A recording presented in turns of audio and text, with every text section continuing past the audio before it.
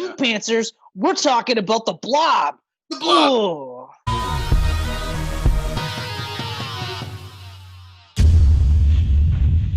I watched the movie this time, Chris. I know. I saw your live tweets or whatever. I was like, man, that razzing really got to him. Although, to be fair, you had to watch this one. I had to watch it.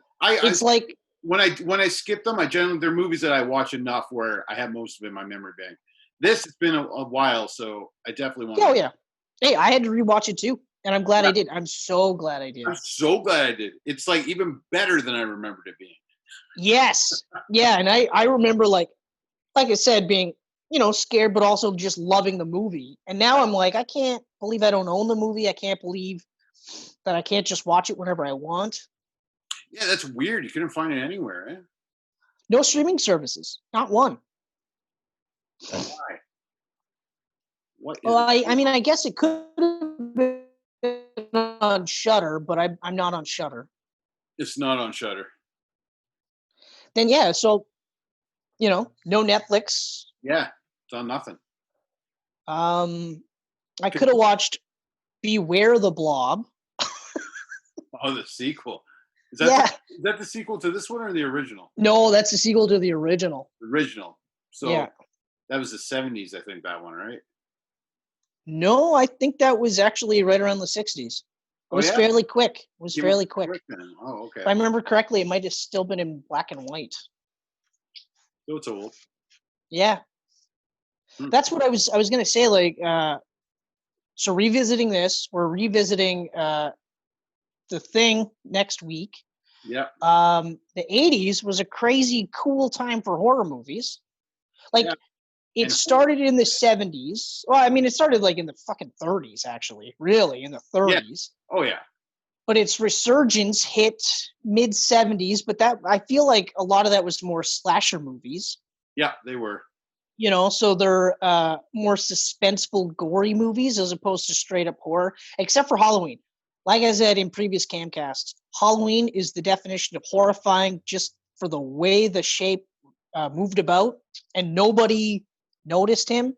Friggin' 8-foot tall behemoth, middle of the day, no less. Nobody sees him. Nobody notices him. That's horrifying. That's absolutely horrifying. Yeah. Peeking around like bushes and then, sorry? Leatherface came out 2 or 3 years before Michael Myers. Right, Texas Chainsaw Massacre. That's right. Right. And then before that was Black Christmas. I think Black Christmas is technically considered the first slasher movie. Yeah, that's a slasher movie. I say, well, technically, Psycho was probably the first slasher movie because that was like 1968. Yeah, I would agree. Yeah. Or like the proto slasher movie. Exactly. Yeah. And then Black Christmas. That was the first big one that's acknowledged as being the first slasher flick, and then all these other pretenders, so to speak. Mm-hmm. But yeah, so not only was it a great time for horror movies, but also a great time for remakes. Yes. Like this is an absolute great remake, which I feel is far superior than the first one. Mm-hmm. And only now, like in the last couple of years, has it been acknowledged as such. Early, like when this came out, it bombed. It got horrible reviews. The Fly, another one, better than the original. The Thing, another one, better than the original. Like it's just like boom, boom, boom. It was a crazy decade. Like you said, like slashers kind of had their thing in the late 70s into the 80s. Like the later 80s, that was creature features and body horror. Creature features, body horror. Yeah, because you had like Nightmare on Elm Street, you had Child's Play, Yep. And then you had later iterations of Friday the 13th, which started getting more into the horror gore. Yep. Yeah, like man, just craziness. But yeah, like I was watching this and I just my mind was just revisiting those moments as a child watching this at your house. There's like that's the scene. So many iconic scenes. Like I in the entire intro to the Blob, when the meteor crashes and the old man, like the bum Yep. with his dog, has the stick and he's just like looking at it like, oh, and then all of a sudden it just moves up on him. I was like, oh, and I'll never forget the scene where what's his face? Paul Taylor. Yeah. The actor, yeah, his character's name was Paul Taylor. The jock, he like pulls the blanket over and it's just like literally this part of the torso, the guy's head, and that's it. Everything else is like eaten away like acid. Ugh. And then it's above, like so many iconic scenes.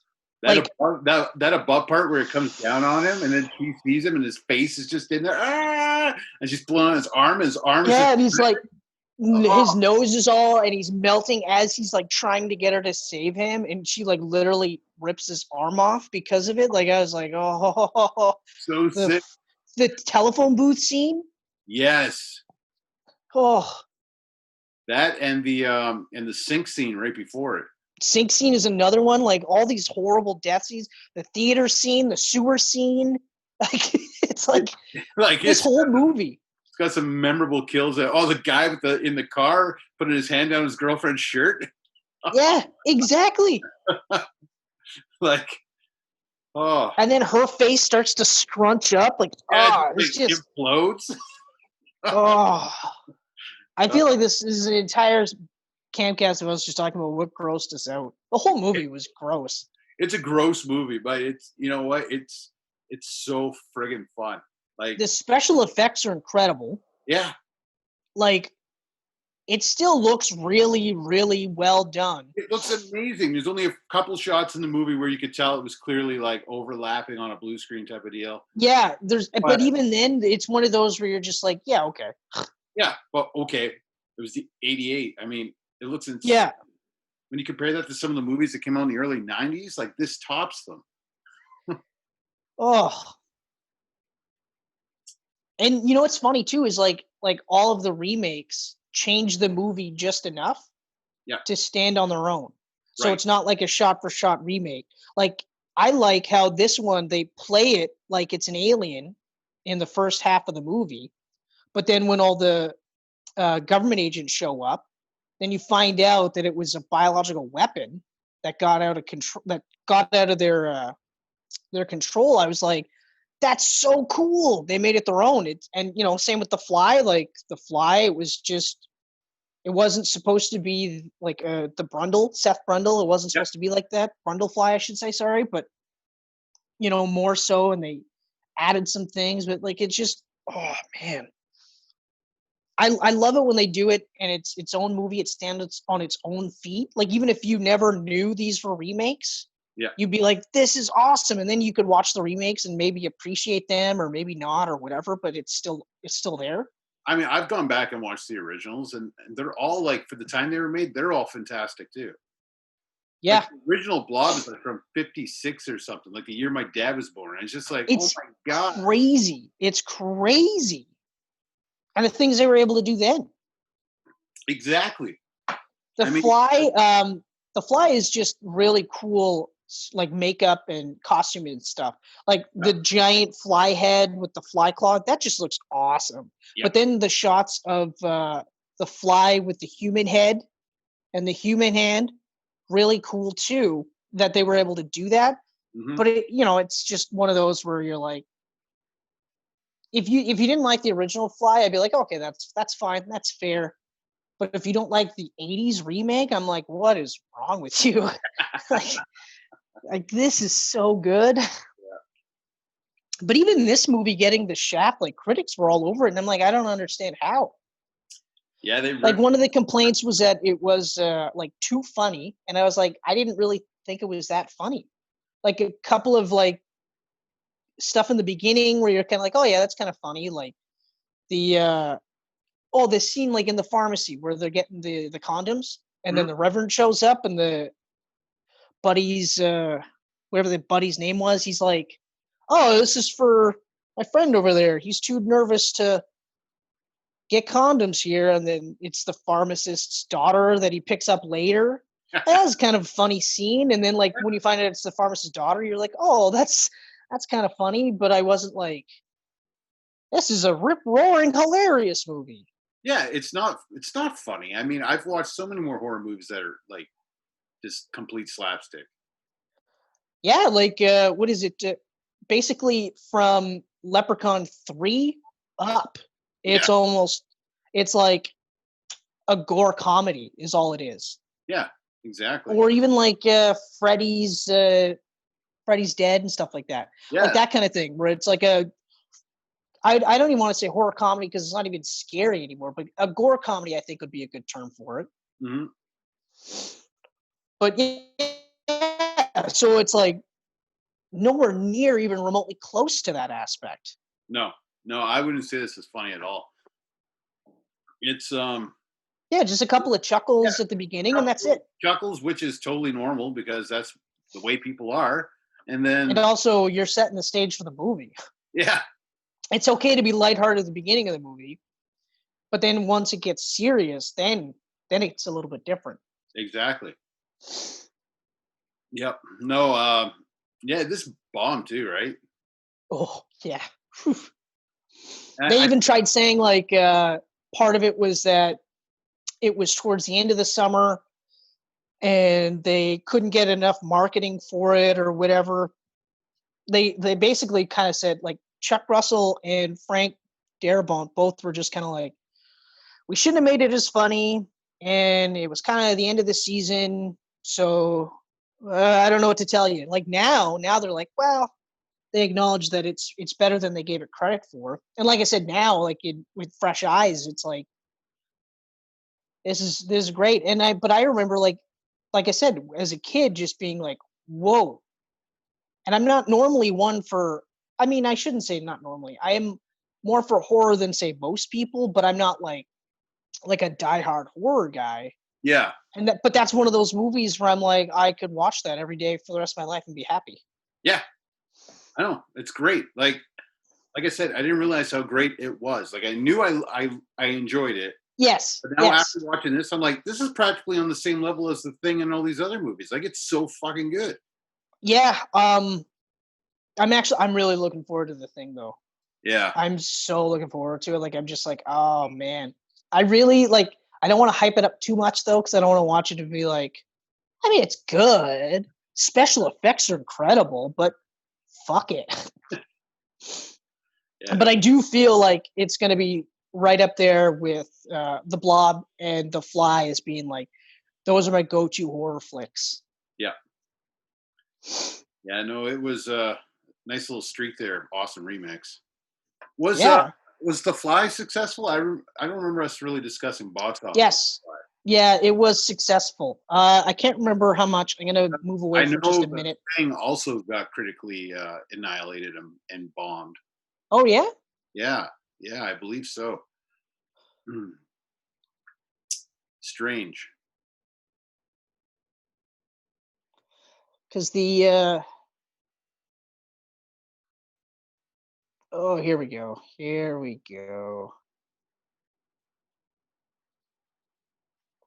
Yeah, so the budget was approximately 9 to 15, and it made 60.6 billion. Okay, so it did good. It cleaned house. Or sorry, 60.6 million. I said billion, but billion. Yeah, I knew you said million. So it did really well, and I believe it also scored high as well. Yeah, it was critically acclaimed. Yeah. Critically acclaimed. Like they even say, despite being a gory remake of a classic made by a controversial non-mainstream director, the film was a commercial success. Yeah, he was pretty he's always been non-mainstream, but I guess that was definitely his biggest foray into mainstream, with The Fly. It was his biggest movie because of it too. Like box office, like it was the highest grossing for him. Yeah. Highest, like, because if you watch a Cronenberg movie and then you watch this, like, I don't know if you would be able to tell if you didn't know Cronenberg did any of the other movies that he did or this one. I don't know if you'd be able to tell. Yeah. Because, like, I don't think I've watched a lot of his stuff. I've watched a lot of it, and The Fly is on a completely different level. Because like, what is it, Blue Velvet? That's one of his, isn't it? No, that's Lynch, right? That's right. That's Lynch. Why am I getting that guy mixed up? Cronenberg was like Dead Ringers and Rabid and fuck. What else did he do? Scanners as well. I think, yeah, he did a lot of body horror. He's a body horror guy. I think he did Scanners. He did that movie Existence or whatever it's called. Oh, Existence. That's right. No, now that I'm recalling some of the stuff that he has done, I think you could say it's a Cronenberg movie. You could kind of go, yeah, it's a Cronenberg movie. Yeah. Cronenberg movie, but with like mainstream Hollywood budget quality. Yeah, and just excellent casting. Like really. Oh yeah. That's one of the things. Like I hesitate. Like if they ever actually do a remake, even though they keep talking about it, it's like part of the reason why the movie was so good was like Goldblum's weirdness. Like Goldblum was Goldblum when he's Seth Brundle. Before he becomes Brundlefly, he's just Jeff Goldblum doing what he does in every movie, and it's awesome. Anyone who says otherwise can shut their mouths. But the second that he starts becoming Brundlefly and he starts doing ticks and like weird fly gestures and things like that, it's like I don't know how many other actors would do it that well because he doesn't make it look like he's trying to do it. He's just doing it. Yeah. You know? Yeah. So I don't know how many actors would go that route. And I mean, I know I'm saying like I don't want it to be a shot for shot remake, but there are some things where I'm like, you know, it's gotta look cool, you know. They probably flip the gender or something to make it different these days. Well, as an example, in Amazing Spider-Man, what's his face? That guy's name. Dane DeHaan. Nope. In the Amazing Spider-Man 1, the actor who played Peter Parker and Spider-Man. Oh, Andrew Garfield. Yes, Andrew Garfield. In his initial stages of becoming Spider-Man, like when he gets bit, he starts doing weird little tick things that Goldblum did. Not the exact same, but he gets like weird little twitches and stuff like that. And I was like, oh, okay, all right. You know, and then once he's able to adapt to the changes, then he becomes, you know, smoother and everything. Mm-hmm. So it's like you need a guy who thinks like that kind of stuff. Right. No, for sure. Speaking of which, so the Blob we mentioned, 88 classic. I mentioned Chuck Russell, but he was the director, as well as he and Frank Darabont wrote the screenplay. Chuck Russell is actually kind of cool because he also did The Mask and Eraser. Yeah. Woo! Two great fucking movies. A very small like filmography when you look at it, but yeah. Yeah, Darabont didn't have a lot either. I didn't really feel like listing his. He doesn't. Nothing really stood out. Yeah. When we get to the cast, though, like, oh man, poor Kevin Dillon. First thing Michelle said when she saw him was like, "Oh, he's ugly."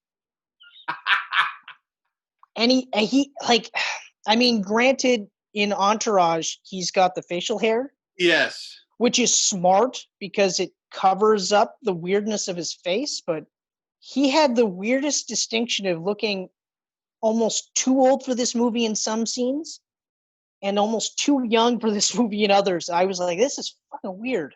He looked haggard in every scene. But him as Brian Flagg, I thought that was a cool name, but go ahead, say it. I don't want to take it from you. The hair wasn't helping either. Yeah, but the hair also helped you know how much of a badass he was. Oh, yeah. Ooh. Full on, like, Nightwing, 90s mullet. I love, too, how they keep talking about how hot it is in this area. And there he is, like, you see him at the beginning of the movie in the middle of the day. Yeah.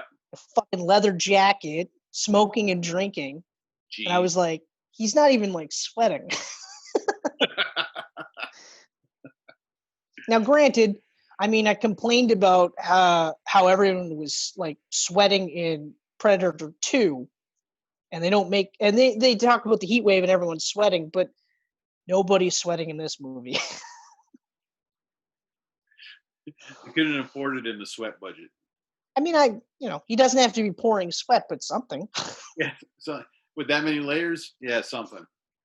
Yeah, so we got Kevin Dillon as Brian Flagg with Yeah. 2 G's. 2 Gs. We've got Shawnee Smith, who I've always had a crush on because of this movie. Same here. She's Meg Penny. I didn't get the entire cast. I got a lot of the. I mean, you grabbed those two, and you're pretty much good. Yeah, well, I mentioned Donovan Taylor. Yeah, Paul Taylor, which is Donovan Leitch, but Jeffrey DeMunn, Sheriff Herb Geller, which I forgot was in this movie. Yeah, Candy Clark. Holy crap! Him dying like off screen, that blew me away. I know. I was like, wait, I actually rewound it because I'm like, I don't remember seeing him die, and then I was like, oh, because you don't. Yeah, you just see his face floating in the friggin' blob. Yeah, which was cool. Like the stuff they did with that, like the half-digested body parts and stuff. I was like, man, that's so cool. Yeah. Or like, like we mentioned, the dude, like when he's trying to cop a feel because she's passed out, and he's like all dirtbag about it. And then when he gets, obviously he gets eaten. Later, you see his class ring and the necklace floating in the blob. I was like, that's awesome. Like all these little touches that they added. I only mentioned Candy Clark for 2 reasons. One, because Michelle was like, did she go into porn right after that with that name? Which is funny. It's hilarious. And also because she's like one of the nicest people in the movie. And she dies horribly. The only one that died worse than her was the fucking cook in the sink. Yeah. He got it so bad. I feel like hers was quick, but it was still such the nice lady got it. That's why it's worse, is because both of them were both really super nice, but she's like, she was going to hook up with the sheriff. She was super nice to Brian Flagg when no one else was, you know what I mean? Like, and it wasn't even like begrudgingly. She just was willingly like, hey, yeah, I'll make you a sandwich or whatever works for you. Do you want pie? If you don't, I'm throwing it out, that kind of thing. I was like, oh, that's super cute. He's got like a mom figure because his mom is not really much of one. And then for her, like, yes, it was quick, but it was still just like, no, why? I know. I remember. I felt worse about her dying than I did about the brother's buddy.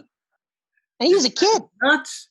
Oh, man. I was watching the It remake going, oh, my God, I can't believe they showed violence against a kid like that. And then you watch this. There's a fucking kid melting. Yeah. His was a rough death, and that was gross to see it, but I was still like, I felt so bad for Fran Hewitt. That was her name. I only got 4 more. So Del Close as Reverend Meeker. Right, yep. Art LaFleur. I only brought this up because Art LaFleur has been in a ton of things, and he always plays like a big tough guy. And in this movie, he's a dad and a pharmacist. Joe Seneca as Dr. Meadows, and Paul McCrane as Deputy Bill Briggs. There's others, but Yeah. I think we've already talked about all the deaths. There might be like 2 or 3. There's like 2 or 3 that we've missed. Yeah, probably. We'll think of them as we go along, But like, even if we don't talk about the deaths for a minute, or even about the special effects, like from start to finish, this is actually like a really good movie. Yes. Like, I don't have any issues with the plot or the dialogue. I don't have any issues at all with this movie. And it's not even like I'm biased because I love the movie so much. I can acknowledge if a movie's terrible and I still love it. Or if it's like really, really dumb and it's like, yeah, no, I know, but it's great for these reasons. This one is like, it's such a good movie that I'm surprised it did not do as well as it did in the box office. It really is a shame. Like, I'm also surprised that it got savaged by the critics because, like, it's genuinely scary. So that's one thing. It's a suspenseful movie. They do a really good job of building up the blob. Even though they show it right away, then they don't show it. And then, like, in between it getting bigger. And then when they do show it again and it's much larger, it's much scarier. So it's like, it's suspenseful, it's scary. It's also got like it's also gory. Oh my God, the special effects are so gory. Oh, it is gory. And then on top of that, you have like a wicked conspiracy film as well. Yep. You even have like the final girl trope, because she's not really ever saved in this movie. She's always leading the action. She goes to save her boyfriend. Then immediately she goes to tell people about what happened because nobody believes her. She tries to track down Flag because he's the only one that kind of saw what she saw. Yep. Right? So she's like pushing. And even when like Flag goes to take off, like he gets away type of thing. This is before like they realize how crooked the government guys are. Shocker, I know. But it was like she kept pushing. And then even at the end, like she's a big reason why they were able to win, which I thought was crazy refreshing.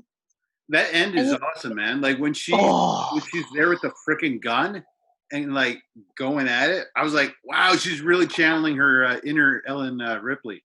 Like she even had a fucking tagline, and I wish I wrote it down because I was like, oh, she had her own catchphrase. That's the one. It was so great. I mean, I probably got it right here on my phone. Yeah, I mean, oh.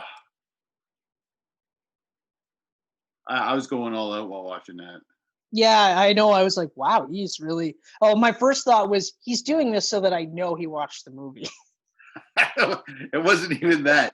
I wasn't even thinking about that. But like I said before, like in all fairness, if we want to do like a follow-up camcast on like any of the Spider-Man movies, any of the Bourne movies, I won't need to rewatch them.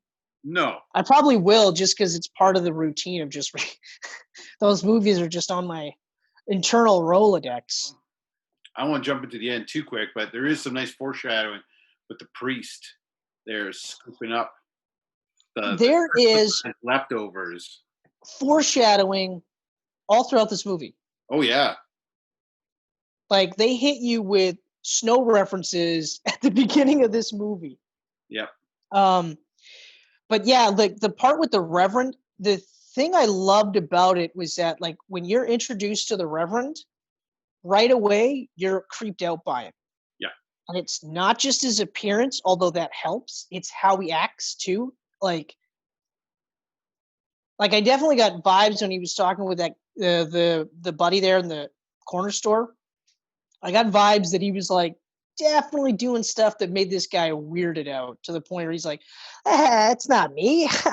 It's that guy over there that's having that dirty premarital sex. I would never, and I was like, I guess it's just weird to see a priest command that much fear, I guess, in this day and age. But yeah, so that part, like when you're introduced to him, you're immediately just like, oh. But then later, when he manages to get a piece of the frozen blob, you're just like, what the why would you do that kind of thing, right? Yeah, it's weird, right? He goes in there looking for people and then just finds these pink crystals and takes them and leaves. Yeah, and just manages to scoop up one and takes it with him and gets out of there. Or no, couple. He took a couple. Yeah, that's right. A couple, yeah. But even that part I thought was really cool. Like when they because at this point the blob is in the diner, and he's already killed the cook, and now Meg and Brian split away from Fran, right? Meg and Brian go into the cold storage room or the freezer room, and then it can't get to them because it can't stand the cold. I was like, oh, that's awesome. Yeah, that was really cool. I forgot to mention the sound effects that they use for the blob to make it sound almost like a human, but at the same time, like it was a weird, like almost biomechanical sound. I thought, it was really cool. It actually kind of almost had like the sound of a whale or something. Yeah, but what I really like too is that it starts off sounding one thing like in the beginning, and then the bigger it gets, it's changing its sound as it goes, like to the point where it almost feels like it's growling when it's in the sewer, and it's trying to like literally create a mouth. to get Shawnee Smith's character. And then when like the government guy's distracted, it's just like, you know, and it takes off. But I was like, oh, they did like, again, like I said, like it's a well thought out movie. They pretty much covered all the bases. I mean, for them to think like this is what it's going to sound like when it's this big, to this is what it's going to sound like when it's going to take over an entire city, like when it's at that stage where the government guys are literally like, we're going to just napalm the city at this point, you know? Yeah. It sounds completely different. And it's like, you didn't have to do that. And I don't think anyone would have noticed it or anything. But the fact that they did, I go, okay. Like this was legit. Like they make it seem like they kind of just did the movie and it wasn't really anything special, but they put a lot of heart into this. So it's like, I feel like they must have been like, fuck, I can't believe this movie didn't do better, you know? They must have, right? And it must have been like a way for them to try and save face where they're just kind of like, you know, it was the end of the summer and, you know, maybe we made it too funny type of thing. Whereas like in reality, I feel like they must have just been like, how did it not at least make its budget? Like, whew. I know you hear Chuck Russell talk about it now, and like he loved the movie. You could tell just the way he talks about it. Yeah. You know? Well, that's what I mean. Like, so like now he can say like, oh yeah, no, I loved it, you know, and or whatever. But I'm like, oh, like some of these jump cut horror flicks, actually most of them don't have half the heart that this movie did. Right. You know, and they're making so much money. They're making money because their budgets are so small. And it's like, this movie bombed? I know. Fuck out of here. It's ridiculous. It's like, and it's funny too, because I love The Mist, right? And The Mist is Frank Darabont. And yeah, now that I've rewatched The Blob, I can see shades of The Blob in The Mist. Like the small town and like just the community all coming together and yeah. That's actually I was gonna say like that's one of my favorite scenes in the whole movie is when you know Brian and Meg and the one lone scientist that was like yeah, no, we were totally gonna destroy all of you, and they're in the sewer and they back the truck on top of the manhole cover to prevent them from coming out, and then like he grabs the sort of mini bazooka and blows the whole thing up, and then as soon as he comes out and he's just like, it's all a lie, like this is bullshit, you know, it's a like they want you to think it's an alien, but it's not, it's something they fucked up, they wanted to make a weapon, and then the whole city just kind of goes, yeah, I'm with that guy in the leather jacket, yeah, fuck you, you know. And I thought that was a really cool, but then like I said, in terms of how the movie is, I love like right at the beginning when Sheriff Herb Geller has like they have Brian in cuffs, you know, and Bill Briggs. I only included Bill Briggs just because I like Paul McCrane. He always seems to play a douchebag. But even he was starting to turn over to Brian Flagg at the end of the movie, which I thought was really cool. But like, so I started to get back to the scene, you know, they're like Briggs is trying hard to pin this on Flagg. And at one point, you know, Geller goes, we got to let him loose. You know, we don't have any evidence. And he doesn't do stuff like that. He's not a killer. He doesn't have any blood on him. There's none of this. And he's not a killer. This isn't him. And I was like, that's really cool because they have that sort of interplay at the beginning where he's like kind of busting his chops about how he's no longer in juvie and he's going to go to jail for good. Right. Yeah. But within minutes, he's like, he's not the killer. Like he wouldn't do this at all, you know? So then later, like I said, to have Briggs starting to side with Brian Flagg, it's like, that's really cool that this city was like this town was literally like, no, we'll side with him. You know, you guys are liars. Fuck you. But never mind the fact that like it makes sense. They're the only ones wearing contamination suits. No one else is. Yeah. And the whole end of that movie, I totally forgot about the whole government thing. So when that started popping up in the movie, I was like, whoa. So did I though. I forgot about that too. Like and when that happened, I was like, oh, that's right. And then I was like, oh, that's right. It wasn't an alien. It was man-made. Oh, that's even worse. Yeah, so cool. Covering it Plus, up. I like how we have a stinger ending with that as well. Yeah, they could have easily. I mean, too bad this wasn't successful because they could have easily had a sequel. They had it set up for a crazy sequel too. Yeah. Like, whew, I remember even as a kid when I got to that part, I was like, "Oh, that's gonna be crazy!" Like, if this movie was like this, like, oh, you know, fuck, Yeah. I can't get over It how really was great a this shame. movie is. It's really a Oh, shame it wasn't successful. oh, I know. This is one of those movies where, like, if they're like, "Hey, you want to see the Blob in the drive-through?" or drive-in movie. I'd be like, "Yes, yes, I do." Yeah. Oh no! If the drive-ins return next year, I'm going to definitely pitch this movie to them.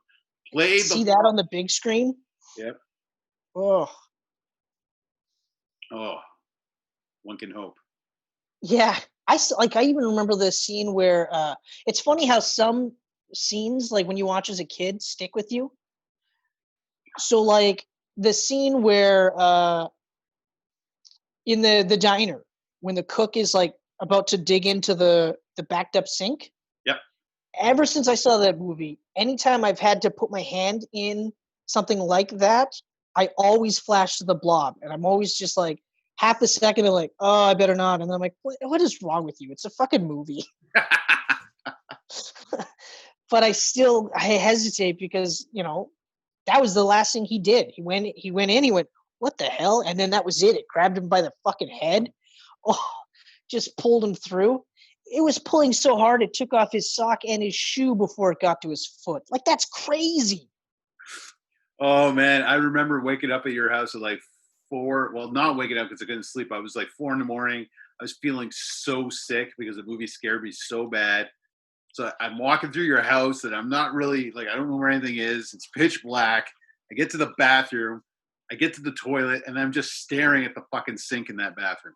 Like I so vividly remember just looking at that sink and going, I don't trust you. And that's a good horror movie that years later you're still just like, yeah, that scared the fucking shit out of me. Yeah.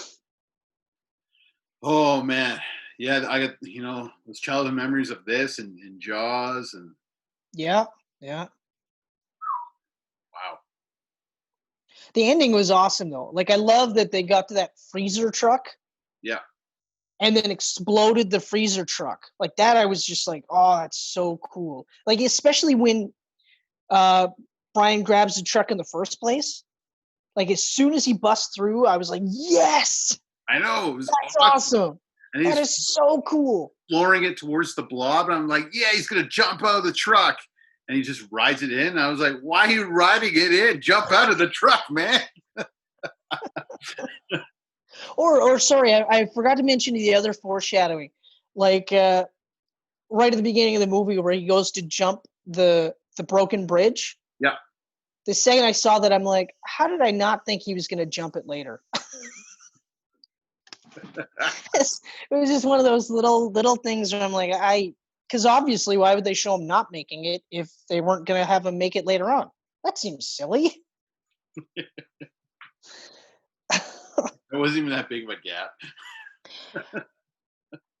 Yeah, but I mean, he was, old Harley, like a really old motorcycle. So Yeah, he's got all that hair holding him down.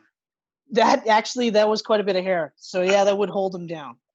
Leather boots, leather jacket. Yeah, he's probably got at least 1 or 2 more beers in there as well. Either way, but yeah, that ending was so good, and it just freezes the entire thing, and it's all in those crystals. Yeah. I was just like, oh wow. Yeah, you get to an ice truck real quick now. Yeah, exactly. And then you get that stinger where the Reverend, who got like engulfed in the explosion, so his face is all fucking gnarly. Yep. Now he's like in the middle of, I don't know, middle America doing sermons about the coming of the end of the world, and he's got the last piece of the Blob left. So that's his hand of God, so to speak. I was like, I that ending I remember from my childhood because like that's a horrifying ending, to know that that's something else out there, and to have that feeling that he's not necessarily a good priest. You don't really know. Like at that age, you didn't know that there was bad priests out there, but you knew that he wasn't a good guy. There was something about him that you knew, and then you get to that ending and you're like, oh my God. So the sequel would have been horrifying, because know that he would have had religious followers that were going to try to stop people from stopping the Blob because it was God's will. And you're just like just saying that, I'm like, don't say it too loudly, because our 151 followers, one of them might be like, that's a great idea. I mean, that would be a great idea, though. That should have been a movie. It should have been. I mean, I wish Chuck Russell could have got the A-OK for that after the success of the Mask. Like, yeah, no kidding. No kidding. Like and even Eraser, because it's not like Eraser was a bomb either. Yeah, even that. I don't know if that one did as well, though. And now he's like directing Bollywood movies. Yeah, I know. I saw that. I was like, what is happening? Like, but okay. He's got a movie coming out. And I looked Whatever. at Bollywood movie. I mean, whatever, right? Yeah, whatever. Fucking Nick Cage is in a movie called Jiu-Jitsu. So really, like, who the fuck knows in 2020? Jiu-Jitsu. Not a single shot of Jiu-Jitsu being done in the whole trailer. I actually didn't even watch the trailer, because I just went Nick Cage and it's Jiu-Jitsu. I was like, at this stage, I should just go back to watching Nick Cage movies instead of this embargo that I have where I don't watch him. Yeah. I mean, I've started watching them again, and they're still fun. And every now and then you come across a good one. Well, I think it's like I said, it's where, because for years he was saying his style of acting is like nouveau shaman or whatever. But I think he just woke up one day and went, everyone thinks I'm crazy anyway. So fuck it, I'll just be myself. Yeah. I've been trying so hard not to be, so fuck it. Yep. Yeah, I don't know. So, yeah. But yeah, it's rough. It's rough that it didn't do, like, it didn't even make its budget, which I thought was mind-blowing. But I mean, I guess they all can't be winners, right? Did you say its budget? Oh, no, actually. For some reason, I didn't write that down. Oh. I'm thinking, like, back then, it was probably, to do those shots, it must have been a good 20 mil, I'm thinking. I could have swore I saw 15 to 20 mil. 15 to 20? Yeah, that's what I would think for late 80s. The Blib? No, the Blob. And then, yeah, I mean, there wasn't really a big cast or anything, so they didn't have an actor to pull any people in. It's not like the big name actors. Like, there wasn't really 10 million was budget. It made 8.2 million. Oh my God, that's a shame. Not even 10 mil? What the hell? What the hell is wrong with people in 1988? Yeah. I mean, fuck. There's movies making more than that right now, and during COVID. I mean, that's sad. Yeah, like one of the like Leonard Maltin actually said that it was a needless, if undeniably gooey remake. Oh well, Leonard Maltin definitely doesn't know everything. Yeah, he does not. So yeah, it couldn't make his budget back. Like, not even 10 mil. Like, that's because I feel like if it made its budget back, then you could use the like, it's the end of summer, all these other movies came out type thing, blah blah blah. They could still go. I mean, there's a market for it, right? Yeah, I think the problem was the lack of a big name actor. Yeah, because I don't know if Kevin Dillon really. I don't think he did anything starring after this. I think it was what was it, The Outsiders? Yeah, that had like every young male actor in that movie. If you were a young male actor, because I think wasn't Tom Cruise in that movie too? Yeah, Tom Cruise is in it, and Matt Dillon as well. Matt Dillon, Kevin Bacon. So basically, every young male actor in the 80s. Rob Lowe is in there. Rob Lowe's yes, in it. That's right. Rob Lowe was in there. who the fuck else was in there? Emilio Estevez is in there, and I think Charlie Sheen might be in there as well. Well, I mean, if Emilio was in there, Yeah. Emilio, then why wouldn't Charlie Sheen be in there? So yeah, literally, if you're a young actor male actor in the '80s, you were in The Outsiders. Yeah. But then I think that's it. I think this was his only starring role, and that was that. Yeah, well, I mean, it bombed, so they probably thought, oh, well, you can't hold a movie. Yeah, that's probably what it is. I mean, like, I think, like, The Fly, if you think, like, you imagine David Cronenberg making The Fly without Goldblum or Gina Davis, and I don't think it would have been as successful. No, it wouldn't have been. It wouldn't have been. Like, put Kevin Dillon and Shawnee Smith in that movie. It's, you know what I mean? No, it wouldn't have been as good. I mean, because like part of it is, like I said, with Goldblum, the way he is as an actor, really made that movie. Like, really made Seth Brundle and Brundlefly like two distinct characters for one. And then his chemistry with Gina Davis is like off the charts. I mean, Kevin Dillon and Shawnee Smith had chemistry in this movie for sure. Yeah. Oh, absolutely. I think, but the other part is like we're kind of talking about two different movies because this is two different characters, right? So they're believable in their roles as the, rebel without a care, and she's the, headstrong cheerleader. But it's like, I mean, what more could they have done to make this any better? Like, yeah, you could sub out any actor in these roles, but I don't think it would have made him much of a difference. Like, even a young Tom Cruise, because he wasn't like megastar Tom Cruise at that point. If he was in this role, I don't think it'd be much different. I think the only difference is that he's more attractive than Kevin Dillon. I think that's the only thing, really. The only real difference at that stage, that would have been it.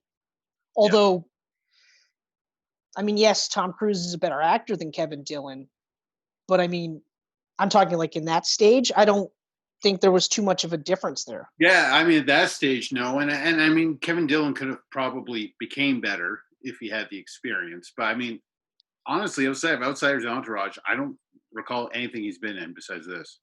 Yeah, me neither. I can't think of anything, and it's, but then again, like I'm drawing a blank on movies that I've seen Matt Dillon in. Well, Matt Dillon, I can name a few. I mean, like what? There's Something About Mary. Oh yeah, that's right. That's right. Never mind. No. He plus actually around that time he was in a bunch of movies. Yeah, like that was like his career resurgence movie. That one. That's right. I was actually. It's funny because I said Matt Dillon, but for some reason I was thinking Matthew Modine. Oh yeah. Which makes no sense at all, but that's what I was thinking. But yeah, Matt Dillon, of course. But then it's like Shawnee Smith too.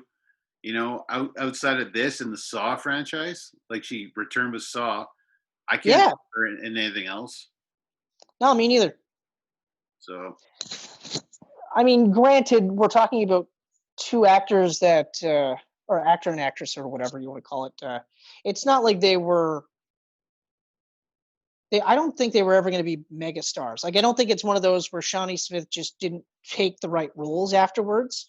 Yeah. I think there was just always going to be a point where she was going to be here, where other actors would go. Like, well, okay, like Tom Cruise, for instance. So Tom Cruise and Kevin Dillon came about the same time, but Tom Cruise continued to get better and better and better.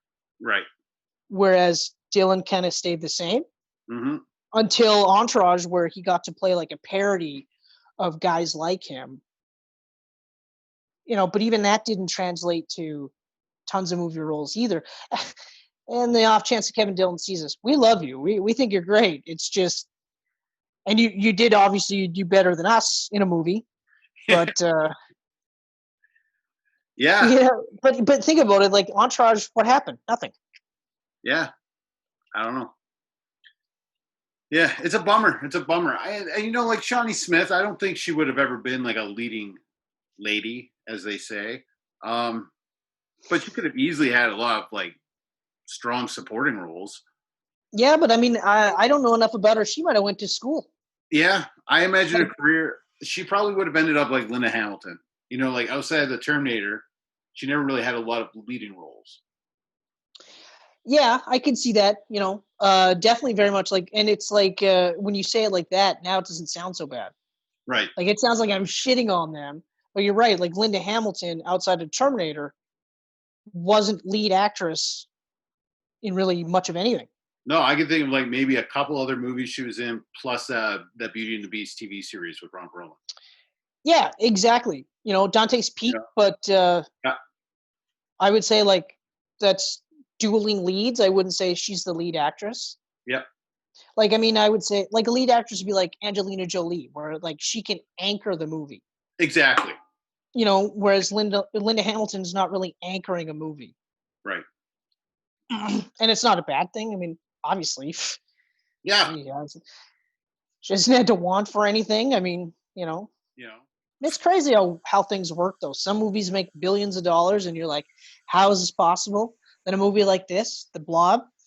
I mean, to be fair, I you know what? I almost feel like some of the Geek Pantsers out there who have never seen this movie, if you guys watch this movie, let us know your honest feedback. So maybe we're just super biased. Maybe we're really so biased that we can't see that it's a garbage movie. But I just don't see that. Like, I really don't see that at all. No, I don't see it at all. I love this. This movie is awesome. Yeah, like it's got everything I want. As soon as it was over, I was like thinking, I'm like, I don't think there's anything in this I don't like. Like I was really thinking, I'm like, this might be a 5 out of 5 for me. I love this movie. This is a 5 out of 5 for me. Yeah. It's like I said, it's right up there with the Fly, and I have a feeling The Thing are all going to be jockeying for position to be like my favorite horror flick of all time. Yeah, I'm looking forward. The Fly is going to win. The Fly is going to win. I'm really, I don't see it not winning, but at the same time, because like I think the only thing that edges out, in terms of the stories, The Fly and The Thing, I feel, have the better stories out of all three of these movies. Yeah. It's just which one of those two are going to have the better one. It's tough. It's going to be really tough. The Fly. You straight up said The Fly was in your top 3 of all time. So if The Thing suddenly bumps it. Well, yeah, but if we're talking horror flicks, you can have movies that bump. Fly is just like, that's on my like top movies of all time. Yeah. And top 3, like that's huge. That is huge. Yeah, because you picked that. What was it? That New Nightmare? Yeah, my top horror flicks. That's right. My top horror flicks was New Nightmare, Horizon, right? Event Horizon, and The Fly. That's right. And also Geek Pants. If you haven't seen any of those movies, watch those movies. Yeah, for sure. Check out our Halloween episodes from the last couple of years. We've talked some good movies. Yeah. Oh, Event Horizon. And New Nightmare. Oh, man. That was a good top 3. Yeah, but like, especially because New Nightmare, if you think about it, that's a massive course correction from Freddy's Dead. Well, because Wes came back. Freddy's Dead is like gore comedy. New Nightmare is like shit your pants. Like, they actually made Freddy scary again. Yeah. But anyway, yeah. So yeah, it'll be interesting to see. I feel like, because I haven't seen The Thing in so long, I feel like there's a very good chance that it's going to muscle these other guys out of there. I think it's a masterpiece. I mean, it is probably 6th for my horror movies of all time. Yeah, 6. Oh yeah, what else? Oh yeah, didn't I have? What was your top 3 again? I can't remember. My top 3 was John Carpenter's Halloween. This is number 1. Right, that's right. Trick or Treat. I was just gonna say you're wearing the shirt, so there, Sam. Yeah. The Descent. Yeah, I know. It's right. A reverse camera on these. Yeah, that's right. I forgot. Yeah, The Descent. Oof. And then that's a pretty top list too. Top 3 list. Yeah. So then like the other 2 of my top 5 would be Jaws and Alien. So The Thing is like right there at number 6. Yeah. Yeah, Jaws and Alien. Yeah, those are both. Oof. I can't. What was my top 5? Now I can't even remember.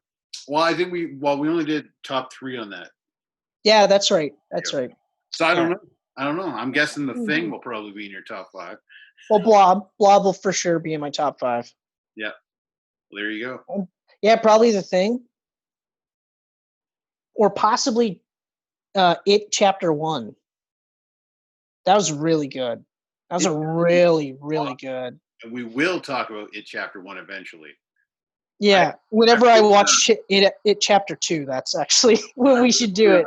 I really want to get around to chatting about all the movies that actually make an appearance in our intro video.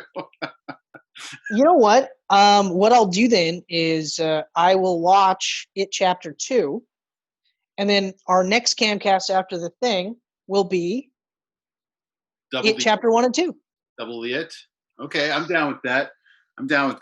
It Chapter 2 is horribly disappointing, though, just to let you know ahead of time. That's all I've heard. I've heard it's so disappointing. It's like 45 minutes too long. I don't know why they didn't have a proper editor on that movie to really pull the director back, but I also heard that like it's funnier than it should be. Well, yeah. I mean, you got Bill Hader in there, so yeah, but that doesn't he doesn't have to be Bill Hader. No, but he's a hilarious dude. Yeah. But yeah, it's like 3 hours long. It's ridiculous. Oh wow. Yeah. It's freaking long. In fact, James and I were going to go watch Halloween 2018, the new one, at the drive-in, and it was playing at, what time was it playing at? 10 o'clock. It was playing at 10 o'clock, and then at 7:30 they had It Chapter 2 playing. So I was like, I wrote to them, I'm like, hey, just so you know, that's only 2.5 hours, and It Chapter 2 is like 3 hours long, so I don't think you're going to be starting Halloween at the time you're saying it's starting. Oh, that's a shame. Did you end up seeing Halloween, though? We did, at 11 o'clock at night. Oh, I'd still go, though. I'd still watch. That new one's friggin' awesome. It's such a good movie. Oh, sorry. Yeah, you did say 2018, but for some reason I was thinking of the original. Because I'd see the original for sure in the theater. They said they couldn't get the rights to play the original for some reason. Oh, weird. Yeah, which is really weird. That's really weird. But I mean, that might be one of those where different, like, because it might be under a different studio. It is. It's a different studio than the rest. Yeah, because wasn't it like a glorified indie flick? Yeah, pretty much. I think Lionsgate owns the rights now to it. Yeah, but they weren't the original ones, no. No, they weren't. And then Universal took over with Halloween 2. So that makes sense that there would be like issues getting that one. Yeah. So, oh well. The new one's still awesome. Have you seen that one yet? No. Oh. Check it out. Check it out, man. Yeah, I mean, what? There's gonna be a sequel to that one? Yeah, there's a new trilogy. Yeah. Okay. The second one was actually supposed to come out this month. Yeah, they killed off Laurie Strode, right? Oh, big deal. They've done that a couple times. No, they haven't done that yet. They're saving that for the second or the third. That's true. That's right. Oh, yeah, because that's right. Because this is actually a continuation, though, right? It's a continuation of the first. They ignore the sequel and everything else. Yeah, that's right. Which sucks because I love the sequel. They ignore the one that's on the 1st of November. Yeah. Yeah, exactly. The sequel is really good, though. It is really good, even though chronologically it makes no sense. Yeah. In terms of the title, but that's really good. And then is it 4 and 5? Where they come back to, yeah, it's definitely 4 and 5, but it was 4 and 5 with the kid. The kid, yeah. Or is that 5 and 6? No, it's 4 and 5. Yeah, those two are also really good. And after that, it starts getting. Number 6 has Paul Rudd in it. That's right. Every time I hear that, I always go, "Oh, that's fucking hilarious." I don't know if I could take it seriously. Yeah, Paul Rudd. He's so lucky it never killed his career. You know what? I mean, if being in Friday the 13th didn't kill Bacon's career. Yeah, but that was the first movie. This was a shoddy 6th entry in a dying Yeah, but franchise. horror fans are weird though. Like they'll support a dying franchise. Like I mean, how many movies did Halloween have where it was like this is going to be the last one, this is going to be the last one, but they just kept making money. Yeah, well, I mean, technically, I guess Resurrection was the last one before Rob Zombie rebooted it. Right, yeah, exactly. And then they've gone back to the original story again. Well, they had to because Rob Zombied that movie. He like it was what the hell was it? Oh, the origin flick, right? They had to show how he became how bad, and it's like you don't need it though. He's like trailer park white trash, and it's like an hour of this kid just like going crazy, and then brutally murdering another child. Like it's gross. Yeah, but the way I look at it is actually like I think it's more horrifying that it was just one of those things where he just that was it. Like in the first movie, you know, it obviously has good parents. Like he's in a rich house. Like you know, they're well off. He's just a fucking bad apple. He's just not a good person. I think that's actually more horrifying because that's closer to real life. Where it's just no matter what happened, he could have had the best upbringing and still be a fucking killer, right? Yep. Yeah. But the other part that I don't like about that is it's easier to feel sorry for Michael because of his upbringing. And I think that's kind of part and parcel of what Zombie was doing because, like, obviously people root for Michael. They're fans of the character. Just like there's, like, I'm a fan of Freddy Krueger and stuff like that. But I also, if they did something similar with Freddy where they tried to make his backstory a bit more tragic, I'd be like, no, don't do that. Don't try and humanize him. He's a fucking horrible child killer. Look at this sexy Friday the 13th I bought. It's a weird thing to say. Wow. It is. That's actually really every cool. film in the franchise ever. But that box is really cool. It covers all of the different versions. Yeah. I even like how they have sack face. Yeah, they even got the sack face on the one side. Sack face with the pitchfork. You got Mama's head, Mama's decaying head. Of course. Although I remember Sackface pissed me off because they hit him with a friggin' pickaxe and his head didn't come off. And I was like, what? Yeah, I don't know. That's the first time that like Jason X and the Final Friday, and I think Jason X. Oh, Jason X. I think Freddy versus Jason too. I love Freddy versus Jason. I gotta rewatch it, but you know, it's one of those like it's only as good as it can be considering the circumstances. Yeah, I remember watching that with James in the theater. Neither one of us had ever watched a Nightmare on Elm Street or a Friday the 13th film, and we were like, "Oh, really? This is going to be awesome!" And we were so stoked to see these two go at it. I think that's actually probably the best way to go into it without having any predilection to any type. Because like I watched both a couple of each movie, like a couple of movies from each franchise I had watched. But I admittedly, like I said in previous Camcast, I was a Freddy guy. Even now, I'm a Freddy guy. No matter how awesome the Jason movies could be, I'm still like, although I do think that the Freddy remake is better than the Jason remake. I gotta watch them again, but I remember liking the Friday one more. Yeah, whatever. Oh, come on, man. Whatever. I'm not the hugest fan of Rob Zombie though. That's the thing. I'm really not. No, Friday's not Rob Zombie. I thought he did one of the remakes. No, he did Halloween. No, I know he did Halloween. I thought for sure he did one of the remakes. No. Okay. Then I am mistaken. Negative. Fair enough. Yeah. So that is the Blob. That is the Blob. Right there. In a nutshell. Yeah, in a see-through glass case. I gotta say, man, seeing that dirt bag in the car with the girl that got the blob all over her titties. The way he goes to his trunk to fill up the drinks, I was like, "Fuck, that is sweet. I want one of those in my trunk." I immediately because I had forgot about that part, and then when he opened up the trunk, I was like, "That fucker's prepared for date rape." Like, Jesus. Like even the handheld mixer to mix the drinks. Yeah.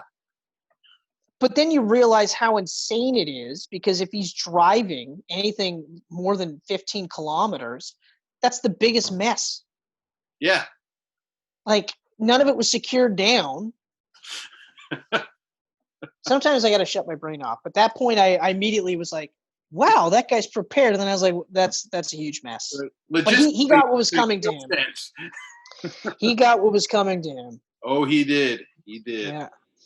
But yeah. She literally goes like, I think you've given me too much. And she's about to pass out. And then he's like, I'm going to get you more. And then starts feeling her up when she's passed out. No. He got his. You look uncomfortable. The system button. Yeah, exactly. You're like, oh. Ugh. Yeah. I think actually, aside from the shady government guys, except for the one that was like, look, yeah, we're horrible. He basically was like, yeah, no, once I realized what we're doing, that's why I'm down here type of thing. Yeah. Oh, no. They locked him in and he tried getting out, and then he had no choice but to be honest.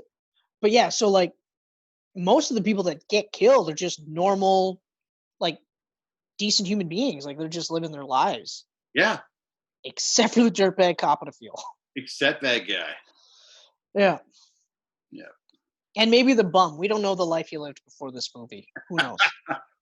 We do know he loved dogs, though. Yeah. Yeah. What is it? Some people, like, they say that, like, I'm supposed to immediately think that, oh, well, he had a dog, so he's naturally a good person. But yeah, killers never have dogs. Yeah, you know who had a dog? You know who loved dogs? Hitler. He loved dogs. He did. He actually loved dogs. I know he did. Yep. So I was happy the dog never got it, though. When I saw the dog there, I was like, I don't remember if the dog gets it or not. Please don't get it. I also love the reaction the dog had, because the dog went from like kind of weirded out, then growling at it, and then scared of it. I was like, oh. But yeah, no, I'm glad the dog didn't die. Oh, I forgot to say, it's funny how it picks its victims, though. Mm-hmm. Because Shawnee Smith, when she pulls her, well, I don't want to say boyfriend, but the dude's arm off and knocks herself out, that's a free meal right there. But it doesn't even. Her, the doctor, where the fuck did the doctor go? That was just in the room. That guy just disappeared. Well, he got the fuck out. Yeah. Once he saw that thing, once he saw the torso of the dude, he was like, I gotta leave. I don't want to know what this is. I have to get out of here. So he was smart. But like everyone else in that hospital or clinic or whatever the fuck it was.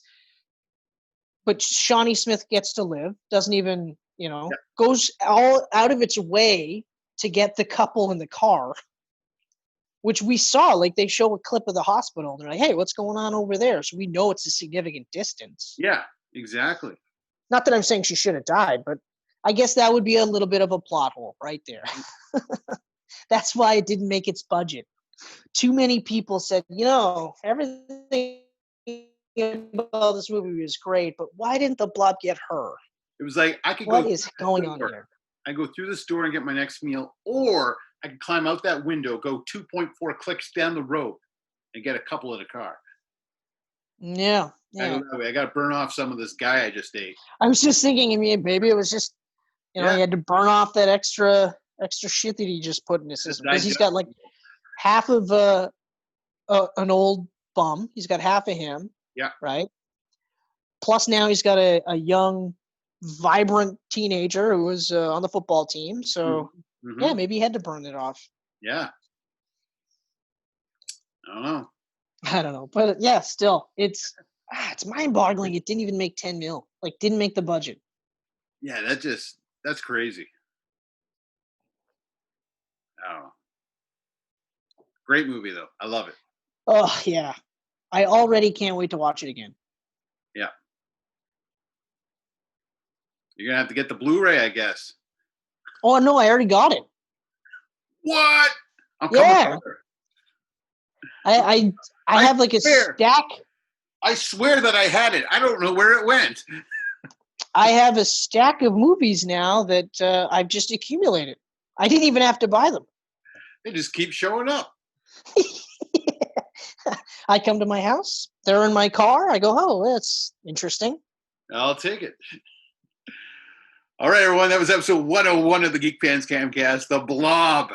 As always, Geek-Pantsers, thank you so much for joining us. Thank you, all of you, for joining us, except for that Chris C.R. Mercier. That guy, he could leave right now and nobody cares. Stop commenting on our people's comments here. Yeah. I wonder why he does it so late. It's so weird. It's almost like he was up all night drinking. It's so weird. But anyway, as always, we can be seen on the Twitter, YouTube, Facebook. We can be seen on geekpantsmedia.com. We're on SoundCloud, Apple, and Google Podcast as well. Yeah. And and we're on Instagram. Boom. So I think I nailed them all. You did. You got all of them today.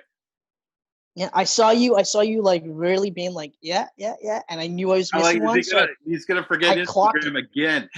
I clocked it and I said, no, I did not say Instagram. So thanks, Ken, for helping me have a great outro. You are welcome, sir.